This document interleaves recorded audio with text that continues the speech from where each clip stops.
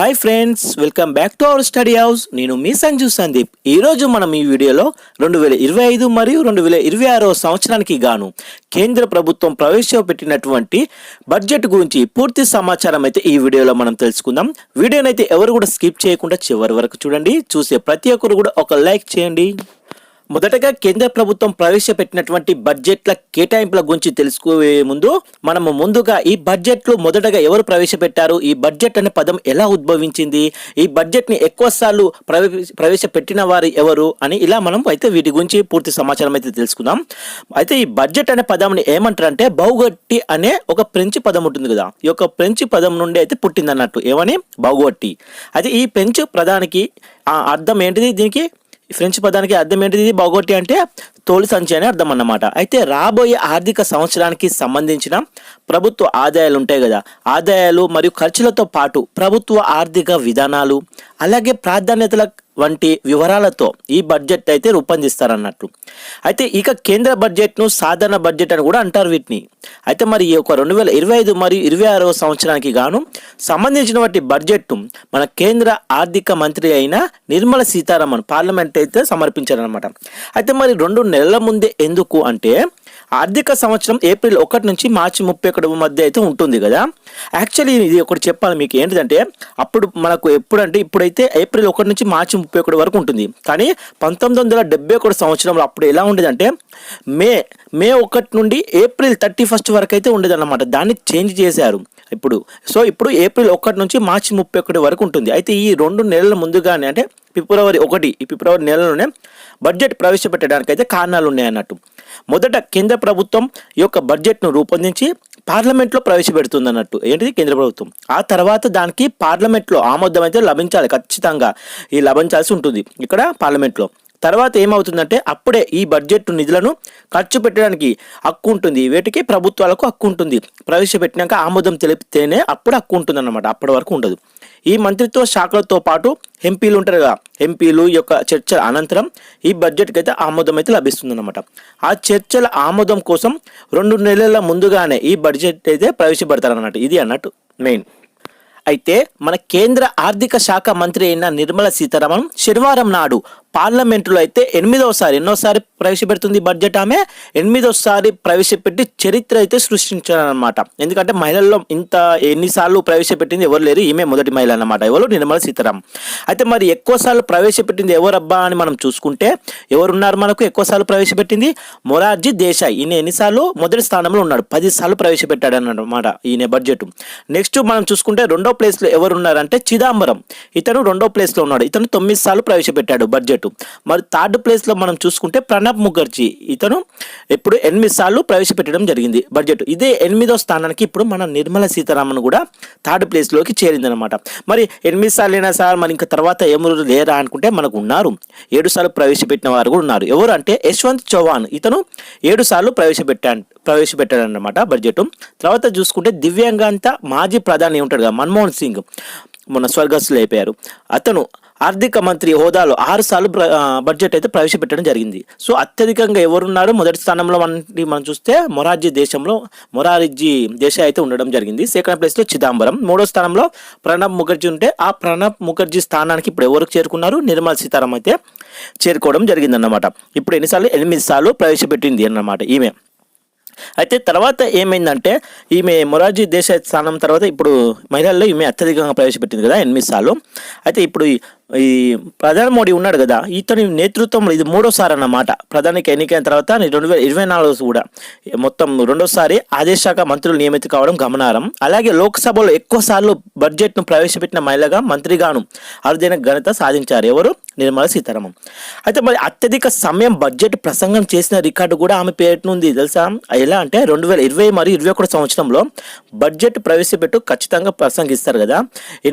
ఎంత సమయం ప్రసంగించిందంటే ఆమె మాట్లాడడం జరిగిందంటే 2 గంటల 42 నిమిషాల పాటు అయితే, అంటే మొత్తం 162 నిమిషాలు అన్నమాట ప్రసంగించారు ఆమె. అయితే కొంచెం ఒంట్లో ఆమె హెల్త్ బాగాలేక ఆమె ఏం చేసింది, 2 పేజీలు మిగిలి ఉండగానే ఆపేసింది, లేకపోతే ఇంకా టైం పొడిగించి ఇంకా ఎక్కువ అయిపోయేది అన్నమాట. అయితే బడ్జెట్ చరిత్రలో ఇది ఇప్పటి వరకు సుదీర్ఘ ప్రసంగంగా కొనసాగుతుంది. ఎంత 2 గంటల 42 నిమిషాలు, ఇదే అత్యధికంగా అన్నమాట ఈ బడ్జెట్లో. అయితే ఆమె చేసిన ప్రసంగం నిడివీరంగా రెండో అతిపెద్దది. అంతకుముందు 2003-4లో బడ్జెట్ను ప్రవేశపెట్టింది ఎవరు? జస్వంత్ సింగ్. ఇతను 135 నిమిషాల పాటు మాట్లాడారు అప్పుడు. అయితే 2024-25 బడ్జెట్ ప్రసంగంలో పెద్ద పద్దున 86 నిమిషాలు, అంటే గంట 26 నిమిషాలు ప్రవేశపెట్టారు. అయితే శనివారం ప్రవేశపెట్టిన బడ్జెట్లో ఎంత 74 నిమిషాల పాటు ప్రసంగించారన్నమాట ఆమె. ఈ బడ్జెట్ ప్రసంగాల ఇదే అతి చిన్నదన్నమాట, చాలా తక్కువ మాట్లాడింది. అయితే మరి ఈ యొక్క లోక్సభలో బడ్జెట్ సమర్పించడానికి ముందు ఏమైందంటే, ఈ ఆర్థిక మంత్రి నిర్మలా సీతారామన్ ఉంది కదా, శనివారం నాడు మన రాష్ట్రపతి భవన్లో లాంఛనంగా రాష్ట్రపతి ద్రౌపది ముర్ము కలిశారన్నమాట. ఇలా నేను ప్రవేశపెట్టబోతున్నాను కదా, ఆమెను కలిశారు. అదే పద్ధతి అనుకోరాదు ఇండియా. అయితే రాష్ట్రపతిని కలిసి ఆమె ఏం చేసింది, ఇంటికి వచ్చిన మనం ఎవరైనా అతిథులతో మనం ఊరికే పంపిస్తామా, టీయో కాఫీ చేసి పంపిస్తాం కదా, అలాగే రాష్ట్రపతి కూడా ఏం చేసిందంటే ఆమెకు ఒకటి దాయిచిని, అంటే చక్కెర కలిపిన పెరుగు ఉంటుంది కదా, ఆమెకు తినిపించారన్నట్టు. సంతోషంగా ప్రవేశపెట్టబోతున్నావు కదా, సంతోషంగా మంచి తీపిగా ఉండాలని పలుకులని చెప్పి. అయితే ఉత్తరాదిలో శుభకార్యానికి వెళ్లే ముందు చక్కెర కలిపి తీపి పెరుగు తినిపించడం సాంప్రదాయం అన్నట. అలా ఇచ్చారు.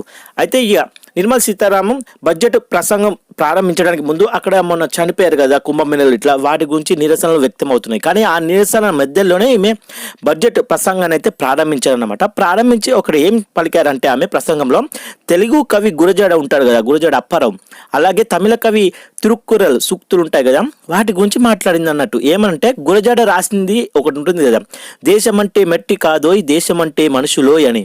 అయితే దాని గురించి ఆమె ప్రసంగించిందన్నమాట సూక్తిని బడ్జెట్ ప్రసంగంలో ప్రస్తావించింది.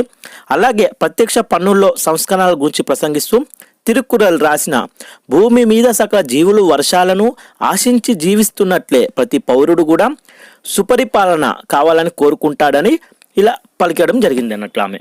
అలాగే మరి ఇంకొక ప్రత్యేక విషయం ఏమిటంటే, ప్రతి బడ్జెట్కి ఆమె ఒక్కొక్క చీర కట్టుకొస్తుంటుంది అన్నమాట. వాటి గురించి చూద్దాం. మనకు పద్మశ్రీ ఈ యొక్క చీరలో నిర్మలమ్మ ఈ యొక్క శనివారం నిన్నటి రోజున ప్రవేశపెట్టిన బడ్జెట్కి, అంటే లోక్సభలో కేంద్ర ఆర్థిక మంత్రి నిర్మలా సీతారామన్ అంటే నిన్నటి రోజున 2025-26 సంవత్సరానికి కానీ బడ్జెట్ ప్రవేశపెట్టారు కదా. అయితే ఈ బడ్జెట్కు ఆమె ఏ చీరలో, చేనేత చీరలో సభకు అయితే వచ్చారన్నమాట. ఈసారి కూడా ఆమె బంగారు అంచుతో ఉన్న ఒక గోధుమ వర్ణం చేనేత చీర, అలాగే ఎరుపు రంగు బ్లౌజ్, షాల్వాతో కనిపించారు ఆమె. అలాగే కాగా కేంద్ర మంత్రి బీహార్లోని మధుబానికి వెళ్ళినప్పుడు పద్మశ్రీ అవార్డు గ్రహీత దులారీదేవి ఈ చీరను బహుకరించినట్లు తెలుస్తుంది. అయితే బడ్జెట్ సందర్భంగా కట్టుకోవాలని కోరినట్లు కూడా తెలుస్తుంది. మరి ఏ బడ్జెట్కి ఏ చీర ధరించారంటే మనం ఒకసారి చూద్దాం. 2019 సంవత్సరంలో మనం చూసుకున్నట్లయితే మంగళగిరి గులాబీ రంగు చీర ధరించడం జరిగింది. అదే 2020 సంవత్సరంలో బడ్జెట్ ప్రవేశపెట్టేటప్పుడు నీలం రంగు అంచులో పసుపచ్చ బంగారు వర్ణం చీర అన్నమాట.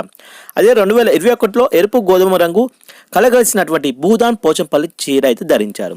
2022లో మెరూన్ రంగు ఒడిశాకు చెందిన చేనేత చీర అయితే ధరించడం జరిగింది. మరి 2023 సంవత్సరంలో బ్రౌన్ రంగులో ఉన్నటువంటి టెంపుల్ బార్డర్లో ఉన్న ప్రకాశవంతమైన ఎరుపు చీర అయితే ధరించారు.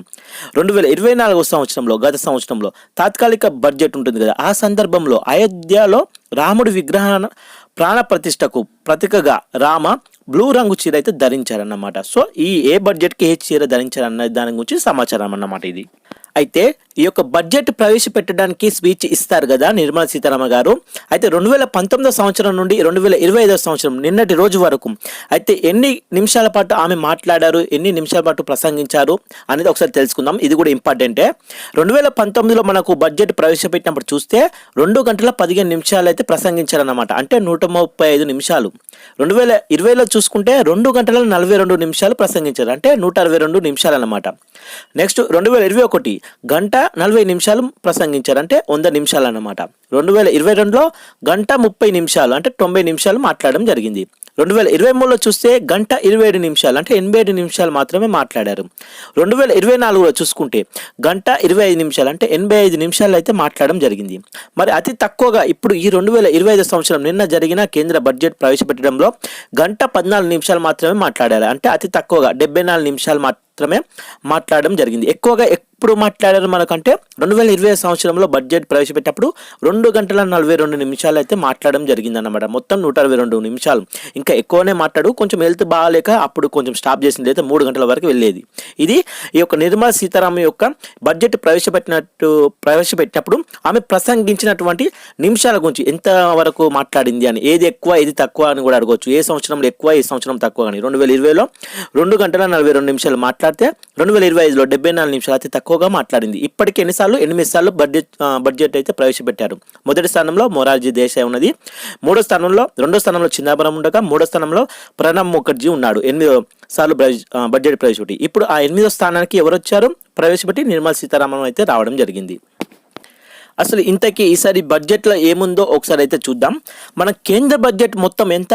50,65,345 కోట్లు అయితే మన యొక్క కేంద్ర బడ్జెట్ అన్నమాట ఈ 2025 మరియు 26 సంవత్సరానికి. ఇందులో మొత్త ఆదాయం మనం అన్నట్టు ఎంత? 50,65,345 కోట్లు. అయితే రెవెన్యూ వసూలు మనం చూసుకుంటే ఎంత? 34,20,409 కోట్లు అయితే ఇవ్వడం జరిగింది. పన్ను వసూళ్లు చూసుకుంటే 28,37,409 కోట్లు.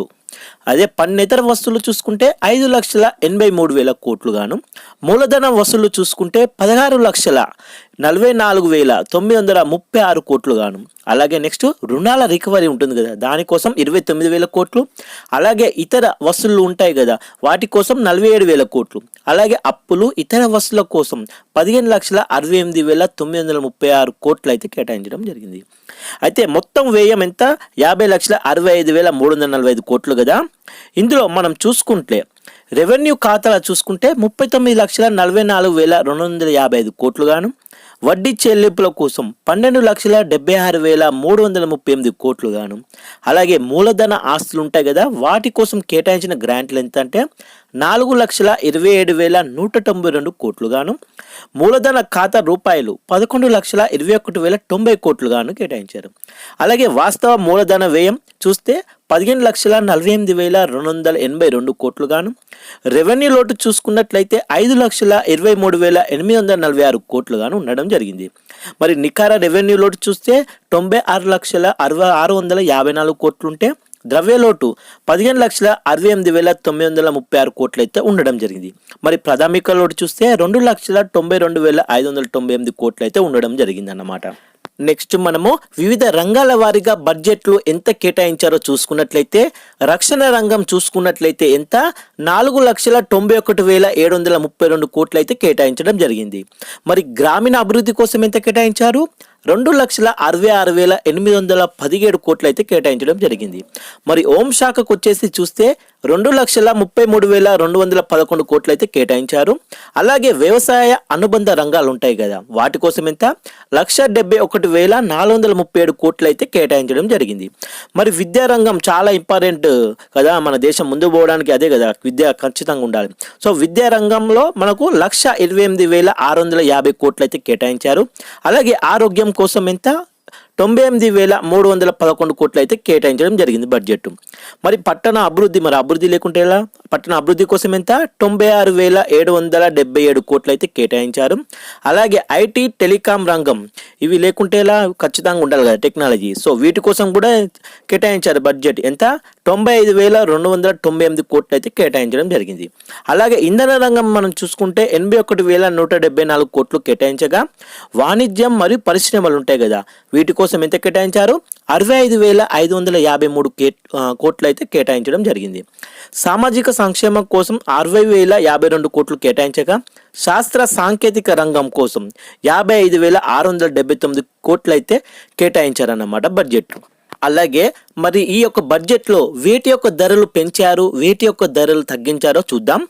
మొదటగా వేటి యొక్క ధరలు పెంచారంటే ఫ్లాట్ ప్యానెల్ డిస్ప్లే వీటి యొక్క ధరలు పెంచడం జరిగింది. అలాగే సిగరెట్లు, అల్లిన బట్టలు వీటికి కూడా పెంచడం జరిగింది. మరి వేటికి తగ్గినవి అంటే ఎలక్ట్రానిక్ వస్తువులు ఉంటాయి కదా, అలాగే ఎలక్ట్రానిక్ వస్తువులకు, ఎలక్ట్రిక్ వెహికల్స్కి వీటికైతే ధరలు అయితే తగ్గించారు. అలాగే ఎల్ఈడి టీవీలు, ఈ టీవీలు కంపల్సరీ సీరియల్స్ ఇట్లా చూస్తారు కదా అందుకనే తగ్గించేశారు వాళ్ళు. అలా కూడా అర్థమైంది అన్నట్టు, సీరియల్ లేకుండా ఉండరు వంటలక్క అలా. సో నెక్స్ట్ చూస్తే సెల్ ఫోన్లు, మాకు మొబైల్ లేకుంటే అసలు మనము పక్కన లేకుండా ఉంటారేమో కానీ మొబైల్ లేకుంటే అయితే ఎవ్వరు ఉంటారుగా. సో వాటి కూడా ధర తగ్గించేసేయాలన్నమాట మొబైల్ ఫ్యాన్స్ కోసం. ఇక అలాగే క్యాన్సర్ మరియు దీర్ఘకాలిక వ్యాధులకు వాడే 36 రకాల డ్రగ్స్ అండ్ మెడిసిన్స్, ఇది ఒకటి చాలా మంచి బెటర్. ఎందుకంటే ఔషధాలు తగ్గించడం బెటర్, ఎందుకంటే కొనుక్కోలేనివంటారుగా. సో ఇది చాలా మంచి పని చేశారు. నెక్స్ట్ లిథియం మరియు అయాన్ బ్యాటరీల కోసం కూడా వీటి ధరలు కూడా తగ్గించారు. అలాగే లేదర్ వస్తువులు ఉంటాయి కదా వాటివి, అలాగే షూ, బెల్టులు, పర్సులు, వీటి యొక్క ధరలు కూడా తగ్గించారు. ఎందుకంటే కొత్త కాలేజీకి వెళ్ళే యంగ్స్టర్స్ అందరూ మంచిగా షూలు, బెల్ట్, పర్సులు పెట్టుకొని పోతారుగా బైక్ల మీద, దానికోసం తగ్గించేసారు అనుకోండి. నెక్స్ట్ 1600 cc లోపు బైక్స్ లవర్స్ ఉంటారు కదా, వాటి కోసం బైకులు కూడా తగ్గించేసారు ధరలు, తక్కువ ధరలకి. అలాగే సముద్ర ఉత్పత్తులు, ఇలా వీటికి అయితే మొత్తం ఇలా వీటి కోసం తగ్గించేశారన్నమాట ధరలు తగ్గినవి, ధరలు పెంచినవి ఇవి. నెక్స్ట్ ఇప్పుడు మనము కొత్తగా వచ్చినటువంటి న్యూ ట్యాక్సెస్ గురించి తెలుసుకుందాం. అయితే రూపాయలు 12 లక్షల వరకు నో ట్యాక్స్ అని చెప్పేసింది నిర్మలా సీతారామన్ ఈ యొక్క బడ్జెట్లో. ఈ యొక్క 2025 మరియు 26 బడ్జెట్ ప్రవేశపెట్టారు కదా, ఇందులో మధ్యతరగతి ఉద్యోగులకు కేంద్రం తీపి కబురు చెప్పిందని చెప్పొచ్చు. ఎంత సంవత్సరానికి 12 లక్షల వరకు ఇక్కడ నో ట్యాక్స్ సంపాదించిన వారికే పన్ను నుంచి మినహాయింపు కల్పించింది అన్నట్లు. అలాగే స్టాండర్డ్ డిడక్షన్తో కలిపి 12.75 లక్షల వరకు పన్ను చెల్లించాల్సిన అవసరం లేదని, అంతకు పైన ఆదాయం ఉన్నవారికి స్లాబుల వారిగా పన్ను భారం అయితే ఉంటుంది. ఆ స్లాబులు అంటే ఎలానో ఒకసారి చూద్దాం. అంటే 4 లక్షల వరకు అంటే అధికంగా ఉంటే 4 లక్షల వరకు ఉంటే 0 పన్ను ఏం లేదు. 4 లక్షల నుంచి 8 లక్షల వరకు ఒకవేళ వస్తే 5% చెల్లించాలి. అదే 8 లక్షల నుంచి 12 లక్షలకు ఉంటే 10% చెల్లించాలి. 12 లక్షల నుంచి 16 లక్షల వరకు వస్తే 15% చెల్లించాలి. 16 లక్షల నుంచి 20 లక్షల వరకు వస్తే 20% చెల్లించాలి, తప్పదు. అదే 20 లక్షల నుంచి 24 లక్షల వరకు వస్తే 25% చెల్లించాలి. 24 లక్షల పైన ఉంటే అప్పుడు పన్ను ఎంత 30% అయితే చెల్లించాలి, తప్పదు. అయితే ఈ యొక్క 12 లక్షల వరకు ఆదాయం ఉన్నవారు ఇప్పటి వరకు ఎంత 80,000 ఉంటారు కదా, 80,000 పన్నులు చెల్లించాల్సి వచ్చేది అన్నట్టు. కానీ ఇప్పుడు ట్యాక్స్ రిబేట్ కారణంగా ఆ పన్ను చెల్లించాల్సిన అవసరం లేదని మంత్రి అయితే చెప్పారన్నమాట.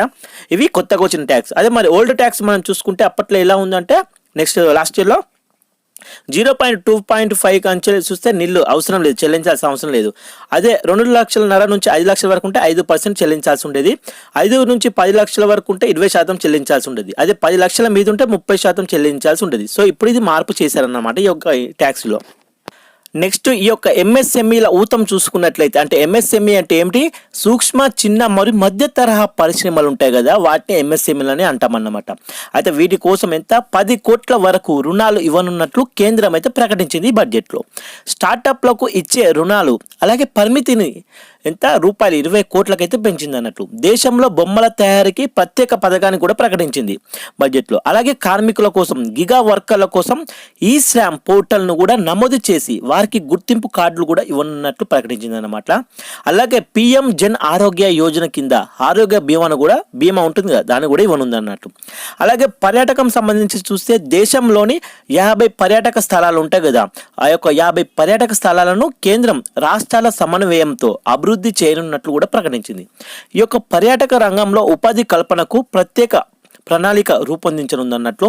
అలాగే టూరిస్ట్ డెస్టినేషన్లకు మెరుగైన రవాణా సదుపాయాలను కల్పిస్తామని కూడా చెప్పింది.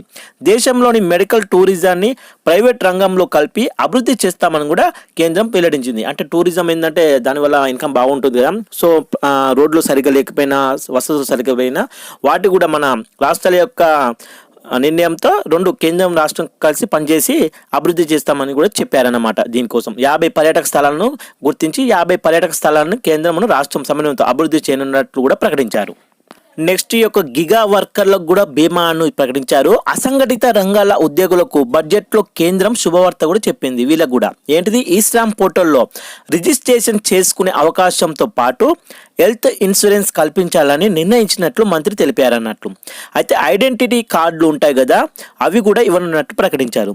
డెలివరీ బాయ్స్ కానీ, రైడ్ యాప్స్ కానీ చేసేవారు ఉంటారు కదా, ఫ్రీలాన్సర్స్, ఆన్లైన్ ట్యూటర్లు వంటి వారిని కూడా గిగా వర్కర్లు కూడా అంటారని చెప్పారు. నెక్స్ట్ ఈ యొక్క బీహార్పై వరాల జల్లు అయితే కురిపించిందని చెప్పొచ్చు.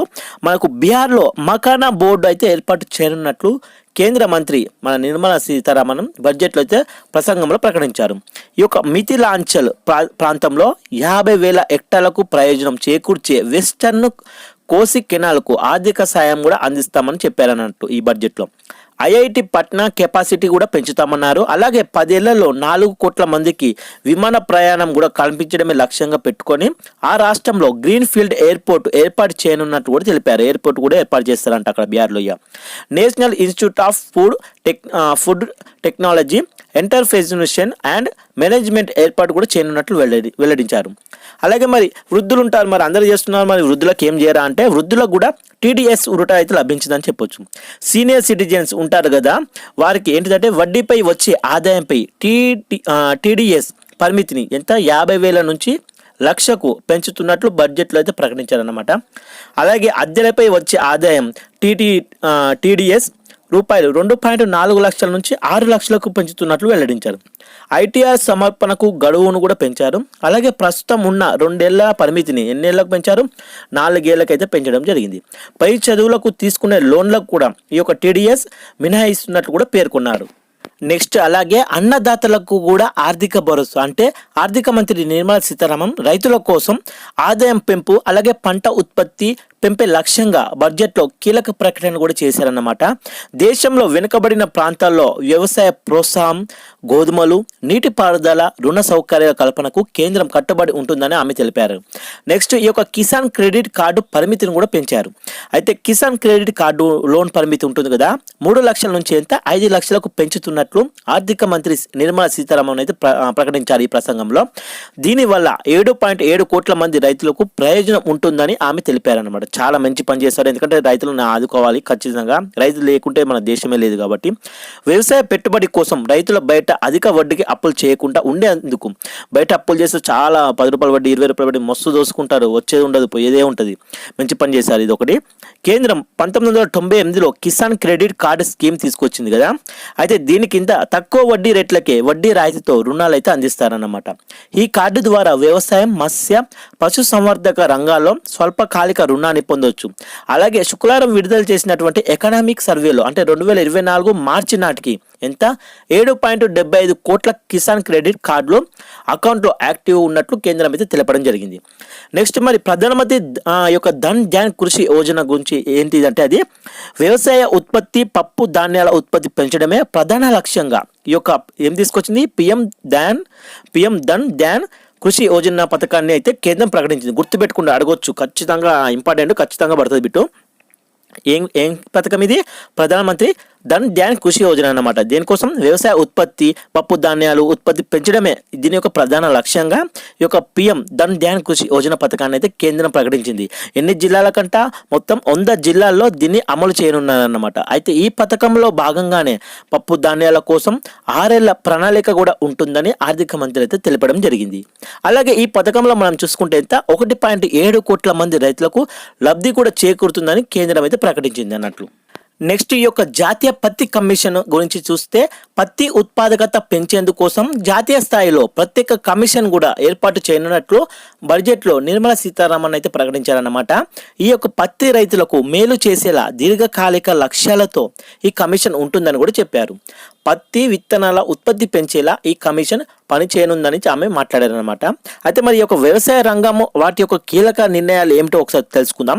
అధికోత్పత్తి వంగడాల కోసం ప్రత్యేక జాతీయ కమిషన్ అయితే ఏర్పాటు చేస్తున్నారు. అలాగే 2024 జూలై నుంచి 100కు పైగా కొత్త ఉత్పత్తి వంగడాలు అయితే విడుదల చేశారనమాట. అయితే ఈ యొక్క యూరియా తయారీలో స్వయం సమృద్ధి కోసం దేశంలోనే ఎంత కొత్తగా 3 యూరియా ప్లాంట్లు కూడా ఏర్పాటు చేయబోతున్నారు. అలాగే బీహార్లో మకానా రైతుల కోసం ప్రత్యేక బోర్డు కూడా ఏర్పాటు చేయబోతున్నారు. అలాగే కంది, మినుములు, మసూరులను రైతుల నుంచి నేరుగా కేంద్రం కొనుగోలు చేస్తుంది. మధ్యదారులు ఎవ్వరు లేకుండా డైరెక్ట్ కేంద్రమే కొనుగోలు చేసేలా చేస్తున్నారు. అలాగే పండ్లు, కూరగాయలు కూడా ఉత్పత్తికి సంబంధించినటువంటి త్వరలో ఒక కొత్త పథకం కూడా తీసుకొస్తారు. ఈ యొక్క పండ్ల, కూరగాయల మీద కూడా ఒక కొత్త పథకం కూడా తీసుకొస్తారని అయితే నిర్మలా సీతారామన్ అయితే తెలిపారనమాట. ఈ యొక్క బడ్జెట్లో మనకు బడ్జెట్ అర్థం కావాలంటే ఇంకో ఇవి తెలిసి ఉండాలన్నమాట. అవి ఏంటంటే ఒకసారి చూద్దాం. మన కేంద్ర ప్రభుత్వం 2017 సంవత్సరం 18 నుంచి ప్రతి ఏడాది కూడా ఎప్పుడు ఫిబ్రవరి 1న బడ్జెట్ అయితే ప్రకటిస్తుందన్నమాట. ఈ యొక్క రెవెన్యూ మూలధన వసూలను ఈ బడ్జెట్లో ప్రకటిస్తుంది. అలాగే బడ్జెట్ గురించి అర్థం కావాలంటే ముందు ఈ ఆర్థిక పరిభాష అర్థం అయితే చేసుకోవాలి మనం, అప్పుడే అర్థమవుతుంది. ఎట్లా పడితే అట్లా చదివితే అర్థం కాదు కదా. సో అన్నీ తెలిసి ఉండాలి మనకు. తెలుసుకుందాం మనం, ఏదో పూర్తిగా తెలుసుకుందాం. చూడండి, వసూళ్ళు అంటే బడ్జెట్లో 2 రకాల వసూలు ఉంటాయన్నమాట. ఆ 2 రకాలు ఏంటంటే ఆ 2 రకాల వ్యయాలు ఉంటాయన్నమాట. అవి ఒకటి రెవెన్యూ వసూలు అని, అంటే రెవెన్యూ వసూలు అంటే పన్ను ఆదాయం, ఫీజులు, వడ్డీ ద్వారా వచ్చే ఆదాయాన్ని ఏమంటారు? రెవెన్యూ వసూలు. అంటే రెవెన్యూ అంటే మనం వసూలు చేసుకుంటాం కదా, పన్ను ఆదాయం, ఫీజులు, వడ్డీల ద్వారా వచ్చే ఆదాయం అని అంటారు. మూలధన వసూలు అంటే రుణాల సేకరణ, పెట్టుబడుల ఉపసంహరణ, ఆస్తుల అమ్మకం, వీటి ద్వారా వచ్చే దాన్ని మూలధన వసూలు అంటారు. కాబట్టి గుర్తుపెట్టుకోండి, వసూలు అంటే మనకు 2 రకాల వసూళ్లు ఉంటాయి. అలా ఏ వసూల్లో తెలియకుంటే మనం ఆగమైపోతాం కదా. సో తెలుసుకోండి, 2 రకాల వసూలు అనేది రెవెన్యూ మరియు మూలధన. రెవెన్యూ అంటే ఏంటిది? పన్ను ఆదాయం, ఫీజులు అంటే కాలేజీ ఉంటాయి అలా, వాటి ద్వారా వచ్చే ఆదాయం అనమాట. నెక్స్ట్ మూలధనం అంటే రుణాలు సేకరణ, ఇల్లులు అమ్ముతాం, పెట్టుబడులు పెడతాం, అటువంటి ద్వారా, ఇది మూలధనం అనమాట. మరి వ్యయాలు చూసుకుంటే వ్యయాలు ఎన్ని రకాలు ఉంటాయి? అవి కూడా 2 రకాలే ఉంటాయి వ్యయాలు కూడా. మొదటి వచ్చేసి రెవెన్యూ వ్యయం ఉంటుంది, అంటే పరిపాలన యంత్రాంగంపై ప్రభుత్వం చేసే ఖర్చు అన్నమాట. దీనికి ఉదాహరణ ఎట్లా అంటే ఇప్పుడు మనకు స్టడీ అంటే ఎడ్యుకేషన్, విద్య ఉంది, వైద్యం ఉంది, ఆరోగ్యం ఉంది, ఈ యొక్క జీతాలు, పెన్షన్లు, సంక్షేమ పథకాలు ఇట్లా ఇస్తుంటాం కదా, దీనిపై అన్నమాట. దీన్ని ఏమంటాం? రెవెన్యూ వ్యయాలంటాం. మూలధన వ్యయాలు వస్తే ఆస్తులు సమకూర్చుకునేందుకు చేసే ఖర్చు అన్నమాట. దీనికోసం ప్రాజెక్టుల నిర్మాణం, సంస్థల ఏర్పాట్లు, రోడ్ల నిర్మాణం, పరిశ్రమలకు రాయితీని కల్పించడం, వీటివి అన్నమాట. ఇది మూలధన వ్యయాల కిందకి వస్తుంది. ఓకేనా. నెక్స్ట్ మరి ఆర్థిక సంవత్సరం అంటే ఏంటిది? అంటే ఫైనాన్షియల్ ఇయర్ అన్నమాట. ఇది చూద్దాం. ఏప్రిల్ 1 నుంచే కదా మనకు, ఏప్రిల్ 1 నుంచి మరుసటి ఏడాది మార్చి 31 మధ్య కాలాన్ని ఏమంటాం? మన భారత్లో ఆర్థిక సంవత్సరంగా అయితే పరిగణిస్తాం. అయితే ఇది వచ్చేసి గుర్తుపెట్టుకోండి, మనకు 1971లో ఈ ఆర్థిక సంవత్సరం ఎలా ఉండేదంటే మే 1 నుంచి ఏప్రిల్ 31 వరకు ఉండేదన్నమాట. కానీ తర్వాత ఏమైందంటే మార్పు వచ్చింది. ఇప్పుడు ఆర్థిక సంవత్సరం ఎలా ఉంది? ఏప్రిల్ 1 నుంచి మార్చి 31 వరకు అయితే ఉండడం జరిగింది మన భారత్లో. అలాగే ఈ యొక్క వ్యక్తిగత ఆదాయ పన్ను మినహాయింపు పరిమితి ఎలా ఉందంటే, వ్యక్తులు ఉంటారు కదా, వ్యక్తులు తాము ఏడాది కాలంలో అంటే సంవత్సర కాలంలో ఆర్జించే ఆదాయానికి ఎంతవరకు పన్ను చెల్లించాల్సిన అవసరం లేదో చెప్పే పరిమితి గురించి తెలియజేస్తుంది అన్నమాట. దీన్నే వ్యక్తిగత ఆదాయ పన్ను మినహాయింపు పరిమితి అని అంటాము. నెక్స్ట్ ఇప్పుడు మనము ప్రత్యక్ష పన్నుల గురించి తెలుసుకుందాం. ప్రత్యక్ష పన్నులు అంటే డైరెక్ట్ ట్యాక్సెస్ కదా. పౌరులు నేరుగా అంటే మనం ఉంటాం కదా, మనము ఏం చేస్తాము? ప్రభుత్వానికి చెల్లించే పన్నులను అంటే నేరుగా ప్రభుత్వానికి చెల్లించే పన్నులని ప్రత్యక్ష పన్నులు అని అంటామన్నమాట. ఈ యొక్క ప్రత్యక్ష పన్నుల భారం ప్రజలపై నేరుగా పడుతుంది, డైరెక్ట్గా అన్నట్టు. ఆదాయ పన్ను కానీ, సంపద పన్ను కానీ, కార్పొరేట్ పన్ను కానీ, ఇలా ప్రత్యక్ష పన్నులకు ఉదాహరణలు అన్నమాట. ఇవి ప్రత్యక్ష పన్ను అంటే ఏంటో అనుకోకుండా ఇవి అన్నట్టు ఉదాహరణ. మరి ప్రత్యక్ష పన్ను చూసాం సార్, మరి పరోక్ష పన్ను అంటే ఏంటిది తెలియడం లేదంటే పరోక్ష పన్ను కూడా చెప్తా. ఇది ఇండైరెక్ట్ ట్యాక్సెస్, ఇండైరెక్ట్గా పడుతుంది మనపై పన్ను. ఎలా అంటే ఈ యొక్క పరోక్ష పన్నుల భారం పౌరుడిపై నేరుగా పడదు. ఇది ఎలా పడుతుందంటే విలువ ఆధారిత పన్ను అన్నట్టు, అంటే వాల్యూ యాడెడ్ ట్యాక్స్ అన్నట్టు. అమ్మకం పన్ను, ఇప్పుడు సేల్స్ ట్యాక్స్ అంటే ఇప్పుడు ఏదైనా మనం సేల్ చేస్తాం కదా, అలా ఈ యొక్క అమ్మకం పన్ను, లేకపోతే సేవా పన్ను అంటే సర్వీస్ ట్యాక్స్, ఇలా విలాస పన్ను, వినోద పన్ను అంటే ఇప్పుడు మనం సినిమా చూస్తాను పోయినాం అనుకో, అలా ఇండైరెక్ట్గా మనకు ట్యాక్స్ ఇస్తాడు. విలాసంగా ఏదైనా అట్లా తిరుగుతాను పోయినాం అనుకో, అలా కూడా మనకు టికెట్లు ఏదైనా తీసుకున్నాం అనుకో, అలా కూడా మనకు తెలియకుండా ట్యాక్స్ పడుతుంది. అంటే మనకు తెలియకుండా పడే ట్యాక్స్లనే మనకు ఇండైరెక్ట్ ట్యాక్స్ అన్నట్టు, పరోక్ష పన్నులు. అదే మనకు నేరుగా పంపించేటి ఉంటాయి కదా పన్నులు, ఎలా సంపద పన్ను, ఆదాయ పన్ను, కార్పొరేట్ పన్ను, ఇలాంటివి, ఇంటి పన్నులు అలాంటివి, ఇవి ప్రత్యక్ష పన్నులు కదా. సో వీటిని డైరెక్ట్ ట్యాక్సెస్ అంటారు. సో ఈ యొక్క ప్రత్యక్ష పన్నులకు, పరోక్ష పన్నులకు, డైరెక్ట్ అండ్ ఇండైరెక్ట్ ట్యాక్సెస్లకు తేడా అన్నమాట. ఇవి ఇండైరెక్ట్ అంటే మనకు తెలియకుండానే పడతాయి అన్నమాట. ఇప్పుడు సినిమా చూడడానికి వెళ్ళాం, అది టికెట్ వచ్చేసి 20 రూపాయలే, కానీ అలా నువ్వు కూర్చోడానికి సీటు కానీ, వాడు వేసే ఏసీకి గాలికి కానీ, చూడ్డానికి కానీ దానికి ఇంత ట్యాక్స్ వేసుకుంటూ పోతాడు. అలా నువ్వు సమోసా కొనుక్కుంటే తినడానికి కూపన్ కూడా వస్తుంది, అది కూడా ఒక ట్యాక్స్ కింద పడిపోతుంది. అలా మనకు తెలియకుండానే ట్యాక్సెస్ ఇస్తారనమాట అది అలా. నెక్స్ట్ మూలధన లాభాలు మనకు చూస్తే క్యాపిటల్ ఉంటుంది కదా, మూలధన లాభాల గురించి చూద్దాం. ఈ మూలధన లాభాలు అంటే క్యాపిటల్ గెయిన్స్ అంటే షేర్లు కొన్న తర్వాత, ఏదైనా షేర్లు కొంటాం కదా, ఈ యొక్క షేర్లు కొన్న తర్వాత సంవత్సరం లోపు ఆర్జించే లాభాలను స్వల్పకాలిక మూలధన లాభాలని అంటారు అన్నట్లు. అయితే ఏడాది కన్నా ఎక్కువ వ్యవధిలో వాటిపై ఆర్జించే లాభాలను దీర్ఘకాలిక మూలధన లాభాలని కూడా అంటారు. నెక్స్ట్ ఈ యొక్క జీడిపి అంటే చాలా ఇంపార్టెంట్. ఇది ఎక్కడైనా మనకు అర్థం చేసుకోవాలి మనం. జీడిపి అంటే ఏంటో తెలియకుంటే మరి ఎకనామీ తెలియదు. ఈ జీడిపి అంటే ఏంటిది? Gross domestic product. అంటే ఒక ఆర్థిక సంవత్సరంలో దేశంలో ఉత్పత్తి అయిన వస్తు సేవల మొత్తం అన్నట్టు. అర్థమైందా? ఒక ఆర్థిక సంవత్సరంలో మన దేశంలో ఉత్పన్నమైన వస్తు సేవల మొత్తం విలువను జీడిపి అని అంటారు. ఈ యొక్క దేశ ఆర్థిక స్థితిని చూపే కీలక అంశాలు ఇది ఒకటి అన్నమాట. జీడిపి వల్ల మన దేశ ఆర్థిక స్థితి ఏమిటనేది మనం తెలుసుకోవచ్చు అన్నమాట. నెక్స్ట్ ద్రవ్య లోటు గురించి చూద్దామన్నట్టు ఈ యొక్క ప్రభుత్వ వ్యయాలు ఎక్స్పెన్సివ్ రాబడి రెవెన్యూలు మించితే ఆ స్థితిని ద్రవ్య లోటు అని అంటామన్నట్టు. అయితే ఈ యొక్క ద్రవ్య లోటును లెక్కించేటప్పుడు ఎలా రుణాలను పరిగణలోకి తీసుకోరు, గుర్తుపెట్టుకోండి, రుణాలను పరిగణలోకి తీసుకోరు ఈ ద్రవ్య లోటును లెక్కించేటప్పుడు. అలాగే కరెంటు ఖాతా లోటు అంటే ఏంటిదంటే ఈ యొక్క వస్తు సేవల దిగుమతుల విలువలు ఉంటాయి కదా, దిగుమతుల విలువలు అలాగే ఎగుమతుల విలువల మధ్య ఉన్నటువంటి వ్యత్యాసాన్నే ఈ యొక్క కరెంటు ఖాతా లోటు అని అంటాం. నెక్స్ట్ మనకు పెట్టుబడుల ఉపసంహరణ అంటే ప్రభుత్వ రంగ సంస్థల్లోని లేదా తన వాటాలను ప్రభుత్వం పాక్షికంగా లేదా పూర్తిగా విక్రయించడాన్నే ఈ పెట్టుబడుల ఉపసంహరణ అని అంటాము. నెక్స్ట్ ఆర్థిక బిల్లు, ఇది ఏంటంటే కొత్త పన్నులను ఇప్పటికే ఉన్న పన్ను విధానంలో మార్పులను ప్రభుత్వం ఆర్థిక బిల్లులో ప్రతిపాదిస్తుంది కదా, ఈ యొక్క బడ్జెట్ సమర్పించిన తర్వాత దీన్ని ప్రవేశపెడతారన్నమాట. ఇది ఆర్థిక బిల్లు. నెక్స్ట్ ఈ యొక్క బడ్జెట్ సమగ్ర స్వరూపం ఈ యొక్క కోట్లలో అంటే మనం చూసాం కదా, ఈ ఇప్పుడు బడ్జెట్ ప్రవేశపెట్టిన రెవెన్యూ వసూలు, పన్ను ఆదాయం, పన్నేతర ఆదాయం, మూలధన వస్తువులకు వీటన్నిటికీ ఎంతెంత, ఏ రంగానికి ఎంతెంత బడ్జెట్ అనే అంచనాలు. అయితే మనకి ఎక్కడంటే ఇందులో ఏముందంటే 2023-24 సంవత్సరానికి అలాగే 2024 మరియు 25 సంవత్సరానికి మరి ఇప్పుడు ఈ 2025 మరియు 26 సంవత్సరానికి సంబంధించినటువంటి బడ్జెట్ అంచనాలు అన్నమాట. రెవెన్యూ వస్తువుల్లో కానీ, పన్ను ఆదాయం కానీ, పన్నేతర ఆదాయం కానీ, మూలధనం వస్తువుల్లో కానీ వీటికి సంబంధించిన అనమాట. ద్రవ్య లోటు ఇప్పుడు మాట్లాడాం కదా, ప్రాథమిక లోటు, వీటి గురించి. సో ఒకసారి చూసే ప్రయత్నం చేయండి. ఈ పట్టికలో మనకు 2023-24 అలాగే 2024-25, 2025-26కు సంబంధించినటువంటి బడ్జెట్ అంచనాల గురించి ఇవ్వబడిన బడ్జెట్స్. అంతా బాగానే ఉంది సార్, మరి ప్రతి దానికి బడ్జెట్ ప్రవేశపెట్టారు, మంచిగా చేశారు, పన్నుల్లో కూడా మినహాయింపు ఇచ్చారు, కాకపోతే నాకు ఒక చిన్న డౌట్ సార్ అని మీకు రావచ్చు. ఏమిటంటే ఆ డౌట్, ఇంత డబ్బు వస్తుంది కదా, మరి కేంద్రానికి ఈ యొక్క డబ్బు ఎక్కడి నుంచి వస్తుందనే డౌట్ మీకు రావచ్చు. అది కూడా చెప్తాను చూడండి. ఇప్పుడు మనకు కేంద్రం బడ్జెట్ ప్రవేశపెట్టి ఇస్తుంది కదా, దీనికి ఇంత బడ్జెట్, దానికి ఇంత బడ్జెట్ అని. ఇంత బడ్జెట్ వాళ్ళకు డబ్బు రూపంలో ఎలా వస్తుంది ఆదాయం అంటే ఎక్కడి నుంచిలో కాదు, మన దగ్గర నుంచిలే మళ్ళీ తీసుకుంటారు, మనకే ఇస్తారు డబ్బులు. ఎలానో చూడండి. ఇప్పుడు అప్పులు ఉంటాయి కదా, అప్పులు ఇస్తారు, దాని ద్వారా ఇతర మార్గాలు ఉంటాయి కదా, దాని ద్వారా ఎంత 24% వస్తుంది వీళ్ళకి. అలాగే ఇన్కమ్ ట్యాక్స్ చేస్తున్నారు కదా, దీని నుండి 22% అయితే ఆదాయం వాళ్ళకి లభిస్తుంది.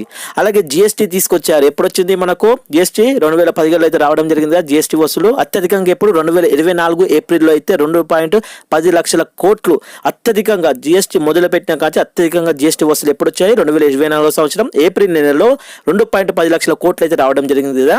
సో దీని నుండి ఎంత శాతం వస్తుంది? 18% అయితే ఆదాయం రావడం జరుగుతుంది. అలాగే కార్పొరేషన్ ట్యాక్స్ కూడా ఇస్తారు కదా, దాని నుండి 17% ఆదాయం వస్తుంది. అలాగే పన్నేతర ఆదాయం 9% వస్తుంది. అలాగే కేంద్ర ఎక్సైజ్ పన్ను కూడా 5% వస్తుంది. అలాగే కస్టమ్స్ పన్ను నుండి 4% ఆదాయం రాగా రుణేతర పెట్టుబడులు 1% ఆదాయం అయితే వస్తుంది. సో ఈ విధంగా మన నుండే మనకే ఇస్తారు, అలాగే మన నుండే తీసుకుంటారు, మళ్ళీ ఇస్తారు. ఇదే అన్నమాట ఈ కేంద్రం యొక్క లాజిక్. సో వీటికి కేంద్రానికి ఈ డబ్బులు ఏ రూపంలో వస్తాయి, ఇంత ఆదాయం వస్తాయి అంటే దీని ద్వారా ఇంత పర్సెంట్ నుండి మన నుండి అప్పులు ఇవ్వడం, ఇన్కమ్ ట్యాక్స్, జిఎస్టీ, ఇలా ప్రతి దాని మీద ట్యాక్స్ చేస్తారు. మన నుండి ఈ ఆదాయం మళ్ళీ వారికి సమకూరుస్తుంది. దానితోనే మళ్ళీ ఈ యొక్క బడ్జెట్ని అయితే ప్రవేశపెడుతూ ఉంటారన్నమాట. అర్థమైంది కదా? చూశారు కదా ఫ్రెండ్స్, నిన్నటి రోజున మన కేంద్ర ప్రభుత్వం ప్రవేశపెట్టినటువంటి 2025 మరియు 26 సంవత్సరానికి గాను ప్రవేశపెట్టిన బడ్జెట్కు సంబంధించిన పూర్తి సమాచారం. వీడియో నచ్చితే మాత్రం ప్లీజ్ అలా చూసి వెళ్ళిపోకుండా ఒక లైక్ చేయండి, షేర్ చేయండి, సబ్స్క్రైబ్ చేసుకుని వారు ఎవరైనా ఉంటే ప్లీజ్ సబ్స్క్రైబ్ కూడా చేసుకోండి. Please support me friends. Thank you. జై హింద్.